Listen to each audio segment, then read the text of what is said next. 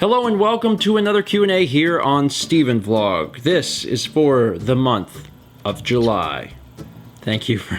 You trying to do the same thing that I did for you last month? Okay, sure. We can roll like that if you'd like. I love potato skins. Potato skins are my favorite... You gave up so quickly. We've got questions that you guys asked because that's how this works. Let's get started, shall we? That's what it stands for? Q&A. Quiznos and alligators. I was thinking asbestos. Is that what Quiznos remind you of? They need to do a better job with their stuff if that's what they remind you of. The first question this month is from Nick9001. When filming vlogs in public places, how often do people ask what you are doing? How often? Also, this comment, I just wanted to quickly throw this out. This comment had like over 70 thumbs up on the question. You guys can do that, by the way. It's okay. If you see another question, you're like, that's a good question. You can thumbs it up because then it draws more attention to it. And we're like, oh, a lot of people want that to be answered. Not often is the answer. Yeah, I mean, almost never. Really? In fact, I have a hard time thinking of any. Yeah, I can't think of any instance. Like, I feel like it's happened. I feel like someone's been like, what are you doing? But, like, I can't remember any. The things I remember most are, like, you're vlogging and a server comes by to ask, like, do you need anything? Yeah, but even then... They just like, seem confused. They don't... And they'd wait for you to finish. Yeah, they don't talk about... Like, sometimes I'll be filming and be like, all right, we got it. And then, like, as I'm doing it, like, a server will walk up. But usually I just stop what I'm doing and let them do their thing. And then when they're done, I just redo it. Is usually how it works. But yeah, almost never. I mean, really, like we'll even do it in stores or whatever. And, like, most people, like, never say a thing. Yeah. But, I mean, that's all right. I would prefer them to just leave me alone. I'd rather not have to explain what I'm doing. I don't even know exactly what I would tell them. It's my job. That's a weird answer. A much easier answer is, like, I film myself daily. That's a worse answer. For the entertainment of people on the internet. Well, it's 2016 and this is a career. I don't understand how it's a career, but it's a career. I would probably just be like, you know, I film stuff. I'm on vacation. I don't know. Next question is from cruzdbluz. Do you recall memories as you saw them firsthand, or as you saw them through the camera lens? Both. So you do both. And it's weird. I feel like mine are almost, and I've talked a little bit about this in the past, but I feel like mine are almost entirely through the camera. And I think it's because there's reinforcement of it. I'm filming it and then later I edit it. So whatever memories I had of the event, I'm already like gathering them because I'm, you know, looking at the camera. But then all of that stuff is reinforced when I edit it because it's like everything I thought I remembered. Yes, that specifically is what I, you know, saw. So then it's exactly how it was framed, like plays out like a video in my head. Now you don't film the vlogs all that often. No. So how is it that, like, what does your answer mean? Are you responding to, like, the fact that you watch them later completed on YouTube, or what? Sometimes. For example, our engagement vlog. Oh, sure, yeah. Like, I remember, like, the camera being here and me being here, but then, like, also I remember the other view of it. So it's, like, this weird... Yeah, and I mean... outside view. And the other thing is, like, you've probably relived that memory far more often through the video. You know, it's not that... You have your own memories of that event, but when you want to relive it, how do you relive it? You go watch the video. And when you watch the video, it reinforces that very specific view. Mm-hmm. Maybe in the future we'll have holograms, you know, hologram video, hologram vlog, and then you can kind of position the camera where your eyes were and you can remember exactly, I don't know, but for now, yeah. But to answer the question, yeah, I always exactly as I shot it. The other thing is that I understand that some people, maybe just less experienced, whenever they're filming, they have a tendency to not look at the screen. Like they'll be shooting something, but then also be like looking. I don't do that because that is bad. Don't do that. Like if you're gonna film something, look at the doggone screen because that's what you're shooting. I'm guilty of that. She's guilty of that. But it hurts it even worse because I'm usually like in events like that, like I'm always focused on exactly what that screen is. So sometimes for certain things, I will think about that fact and try to take myself out of that for a minute. Like there's occasions where I have been doing things or at places or whatever where I'm filming something and I know I got my hand steady and I'll actually look away just to try and take in some of that for a minute. It's weird. Anyway, next question is from Xeno Mata. Does your hand ever hurt as a result of holding cameras over the years? Sometimes, not really like long-term type thing. It only really ever hurts, especially now with this camera being heavier, if I'm holding it for like a long... And out. Yeah, like if you're holding it very extended and you're doing a longer vlog, that can be problematic. Like on some of the Dragon Ball Z reviews, we've put it on like a little tripod. Some of them I've held it, and by the time we're done with that, like 20 minutes, like my arm hurts so bad. But any like long-term damage, no. Which is interesting because in high school, I had really bad pain in my wrist. My dad has already had carpal tunnel, and I was worried in high school that I was like getting carpal tunnel.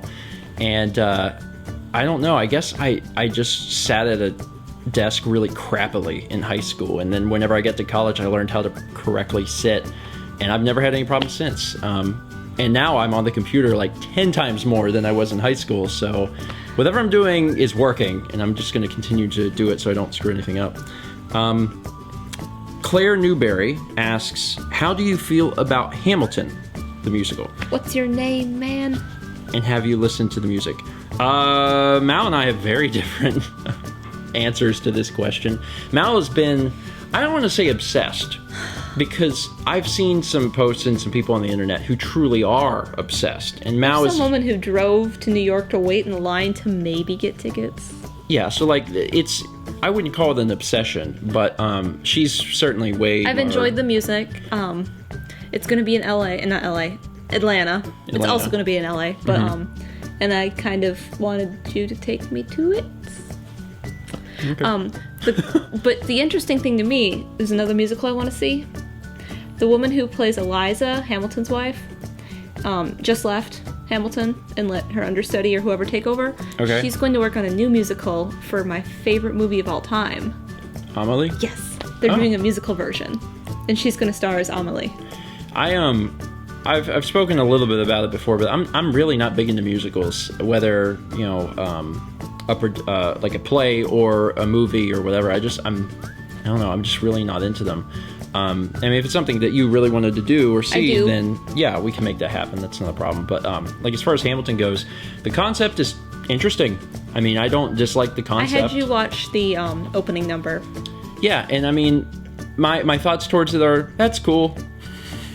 But like, why the massive obsession over it? Like, I don't understand it. I really don't get it. And it's a cool concept, and I like the concept, and I think it's really neat. But I mean, I don't actually care much for it. It's really interesting. It ties all together, and like lines get repeated in different songs.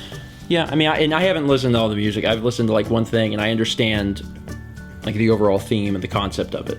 But I also don't like musicals, so you know, I would not willingly subject myself to it. Like, if you want to go see it and we can get tickets or whatever, then I'm cool with going to Atlanta and seeing it. That would be fine. But it's not something that I'm super gung-ho about. But it could be interesting. Maybe it'd change my appreciation of musicals a little bit. Next question is from Leanne S. What made you decide to live on campus in a dorm even after your freshman year? We had to. It was easier. It was easier? I didn't want to deal with getting a place, and like, I wanted to be able to go home over the summer. It's not cheaper, but it is more convenient. Yeah. It's definitely more convenient, and the convenience of it is nice. For me, if I don't know if it's still this way, but at SCAD, you had to. In freshman year, you had to stay. I mean, most places freshman year, you're supposed to, unless you're living at home. Oh, really? Okay, well, that's the way it was at SCAD. Like, in freshman year, you had to stay on campus. SCAD's just weird, though, because, like, I mean, in most colleges you have campus, and campus is this thing. SCAD, it's the city. It's the and there's buildings all over, like for classrooms and dorms and things like that. So the difference between staying on campus and off campus at SCAD is like a misnomer. Like, it doesn't even matter. Like, you might as well stay on campus, aside from the cost, just because like you would still get to experience the city. Like, you walk outside and it's not like there's classrooms around. It's like, oh, the classroom is get on a bus and wait for 10 minutes. Yeah, 16 blocks away, and I'm gonna have to get on a bus anyway, so I can just live. It didn't matter if I was getting an apartment or on campus, I would still be in the heart of the city. See, I was coming here in the summer, so like I didn't want an apartment I'd have to like close up for 3 months. I mean, as far as the way we did it, it was just more convenient. I really and you really also didn't have a meal plan after sophomore year. Mm-hmm. But I did because it was convenient, and my cafeteria was right there. Yeah, in the first 2 years, we were on campus, and we had a meal plan. Because you were in a dorm that had a cafeteria right there. Yeah, well, that's the thing. In freshman year, we were somewhat nearby the cafeteria. You had to walk a little bit, but not too bad. In the second year, we lived above the cafeteria. There was multiple cafeterias at SCAD, and it was super convenient. Like, me and Alex lived together. Dan was like one room over. Taylor was one room the other way. And we would, wake up and like go get food, and we just had to like take the elevator downstairs, and it's like, here's food. And that was it. Like, we could eat and then we could go back. It was really, really awesome.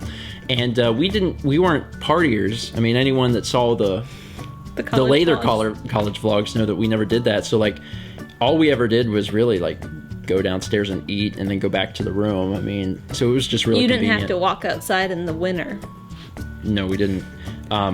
But yeah, after in junior and senior year, we just didn't get a meal plan because we were in apartment style, and we figured we could cook for ourselves. And then we ate lots of Taco Bell and ate chicken rice pea and terrible things like that. Next question is from PastelRiver. How many Let's Play episodes do you produce in one average recording session? How many do you think? 4. I think that's a good... Yeah, that's honestly a really good answer. I don't really think about it usually in terms of episodes. I think about it usually in terms of time. I usually go for either myself or with Mao, about 2 to 2.5 hours is a session, in my opinion. And however many episodes that produces, whatever.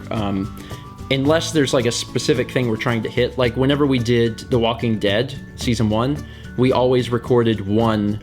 whole episode. Yeah, one episode, one chapter of the game.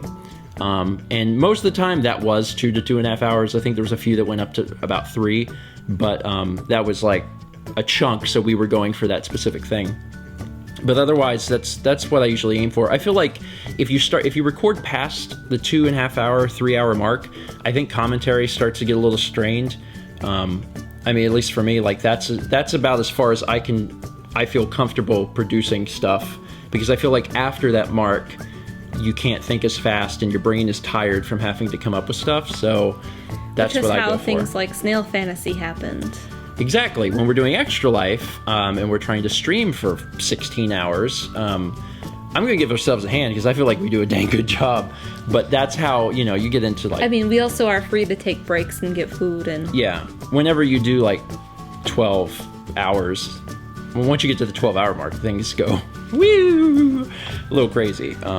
But yeah, I think that's a good estimate. Probably like 4 to 6. And it also changes depending on what I'm trying to do. Obviously for Fallout 1 episode, because I'm doing them one at a time.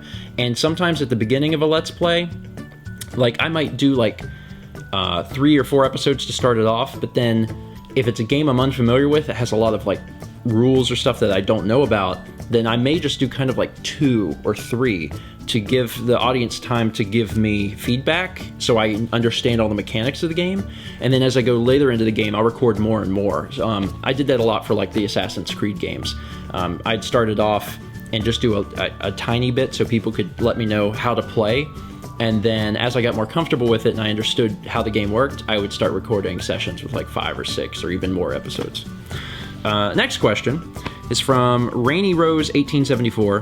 Which LP series best represents StephenPlays as a whole? I was hoping you'd have an answer. Because I really... that's a hard question. We have a section on StephenPlays right at the beginning that says, like, are you new here? Check these out. And we have Twilight Princess on there, Shadow of the Colossus, Grand Theft Auto 5, Mario Kart. I think Shadow of the Colossus was one of your best ones, but with just you. Yeah. And I think Twilight Princess is one of the better ones with just me. Or us. Yeah. I think Twilight Princess... I mean, people love that Let's Play. I mean, really, really... Like, I don't think I've seen more love for any particular series we've done more than that one. Like, there's so many people that say that they continually rewatch it. And the views show that. The people are going back to rewatch it. So Twilight Princess is probably a great representation for both of us cooperatively. Mm-hmm. And then Mario Kart is a really great representation of us competitively. And then Shadow of the Colossus is a good project, but I don't think it's representative of what I normally do. Yeah. I really don't. That's like, true. It's a very specific project. It was very mindful of the art and things like that, kind of like how we did Journey. Mm-hmm. And I don't think it's representative. I think the best representative of how I feel during a project and like the fun, ridiculous nature of it, probably, honestly, maybe like Grand Theft Auto 5. That was also one of my most favorite games ever, and one of my most favorite games to record. It's just every single episode is hilarious and amazing, and my commentary helps, sure, but it's just the nature of the game. It's ridiculous and fun. So, maybe GTA 5. I don't know. There's a lot of stuff that we've done that we enjoy. I'd love to hear from the audience. I know you guys use these videos to like ask questions. But I would love to actually get your response to this question as well. Like, what... it's a two-parter. What is your favorite Let's Play by us? And also, which LP do you feel best represents StephenPlays? Because I think those are kind of different answers. Anyway, answer that, because we read all your comments and we're interested in that kind of information. Next question is from FaeNicole. Do your cats sleep in weird positions? Yes. Yes. I mean, I feel like cats in general do. Mm-hmm. We frequently find Sagan on the hardwood floor, on his spine, with his little paws here, and his little feet doing the same thing. Yep, little curl. Straight on his back. Yeah, straight, like perfectly on his back. Kep sleeps like with his head upside down. Yeah, Kep will turn in such a way that his head is completely upside down. And his whole body will be like twisted. Yeah. I mean, cats' spines are really interesting because they can actually turn... Like, I think they can twist like 180 degrees. Like one end can face one direction, one end can face the other. So like if this is their spine, they can turn like that type thing. Opposite. Yeah. Mm-hmm. And even like bending forward and back, like that also bends like far more than a human spine can bend. It's interesting for us as humans because we look at that and we think that can't be comfortable. Partially because we can't do that. There might be some, people who are double jointed or something, but even then, like, I can't imagine any human getting enjoyment out of that. But cats are just like, whatever, it's fine, it's great, and they usually are contorted in very bizarre ways, so that's fine. They're cute. I'll give them that. The next question is from moonlitlilies, and it says, has your relationship with each other changed since getting cats? Did you have a good answer for this? Yeah. Okay. I just wanted to hear what you thought. I was gonna say no. I was gonna say yes. Okay. I feel like our relationship has changed because it has made us more I don't know what the word is, but something to do with family. Like familiar. It's not a word, but it makes us more family-minded. Okay. Basically. Because we have to take care of something that's not us? Yeah, and like, I feel like that has definitely happened. I mean, there's times where me and you will just lay on the bed, and then, the second will be like, meow, meow, and he'll jump up, and he'll, like, come up between us and lay down, and we'll pet him, and I feel like there's a unique bonding experience that me and you get out of that would not be there if we didn't have another thing. You know? Yeah. And I don't ever want to put like animals and babies on the same playing field, but it does in a way almost like prepare you for that kind of experience that you would have with you know, a child. I can see that. Yeah. Like, no offense to anyone out there with a baby, because I know there's people with babies that be like, that is nothing like a baby. You're right. But it's kind of the same thing, like you're taking care of another. We don't have that experience with a baby, so we can't. Exactly, and that's the closest thing. We don't know where that is. Yeah, and that's the closest thing we have. And there is. There is some, like, motherly, fatherly stuff that happens with having a cat. And that may seem ridiculous, but it's totally true. And anyone who's, like, a big pet person will understand that. But there's experiences that I feel like we have shared that have only happened because of animals. That's what I took. That's a good answer. Does that make more sense? Yeah. Like, as far as, like, our relationship, like, itself, no, that hasn't changed. I just feel like there's been unique experiences that we've bonded over that couldn't have happened if it was just me and you in the house. Okay. Good answer. Good answer. Good answer. I didn't know what to say. It's fine. I was curious if you had thought about that aspect of that question. No. Anyway, last question is from Parker Doss. In 2011, you were asked about kids and said to ask again in 5 years. Now, it's been 5 years. So, has your stance changed? Parker and a lot of other people, I don't want to put this on just Parker because a lot of people actually have asked this question every month for 5 years, and especially this month, actually. There's kind of an increase. It's probably because we talked about our relationship last month. Yeah, I think that's probably why. We are not in a position to have a kid, and it's... Our reasoning 5 years ago is similar reasoning now. Like, we were not financially in a position to have a kid then. We are in a much better position financially, hallelujah, but we are not financially in a position to have a kid yet. And it's more than that too. It's not just financially. It's with work also. We're not in a position to have a kid. Like, with what I do and how that would have to change in order to have a crying baby around, like, I still haven't figured that one out. And if it got to the point where I was, I don't know, if I was making 10 times or something the amount that I'm making now, that I could just kind of take a break or just in general produce a lot less content while we had baby. Or like a shed we could turn into a studio that wasn't attached to a house. Exactly. Like, if there was a designated place where I could get away from that noise, then it could be feasible, yeah. But that would have to happen, because that's a thing. What I do depends on noise. Mal's doing a lot of stuff with Mal makes. Depends on noise. We already have enough problems dealing with the cats. We've got them pretty well trained. But if and when we have a baby, that's going to be noise, and we have to figure out how to get around that problem. So we would have to have a designated place for it, soundproof room or a studio or something. And also, the much bigger issue is that just financially we're not there. We do pretty well. The problem is we have a crap load of debt. And I didn't feel good about it 5 years ago, and I still don't feel good about it now. I can't bring a life into the world knowing that I myself have, like, that much debt under me, you know, or on me. Where is debt? Is it next to you? It's here. Like, oh, it's on the shoulder, so you can breathe, but okay. Well, I have a lot of debt, and I gotta get all that college debt gone before I consider it. Maybe not all of it, because otherwise I'll just tell you guys to ask again in like 10 years, but we'll see. I don't know. I hope we're debt-free in 10 years. I think I kind of looked at it the other day and kind of like did some estimating, and I think we should probably maybe be debt-free in 10 years.